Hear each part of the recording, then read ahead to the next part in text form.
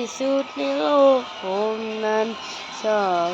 เล่นเกมโรบอกกับเพื่อนแต่ว่าผมนั้นเที่ยวเพื่อนไปแล้วแต่ว่าช่างมีคนตอนปี2 ปีที่แล้วที่มาเล่นเกมกับผมด้วยกันเจอในทอยเล็ตทาวเวอร์ดีเซนวันนั้นเราเล่นเกมด้วยกันทั้งวันแต่ปี2 ปีผ่านไปก็ตอนนี้เขาหายไปไหนไม่รู้ที่พูดถึงก็คือตอนนั้น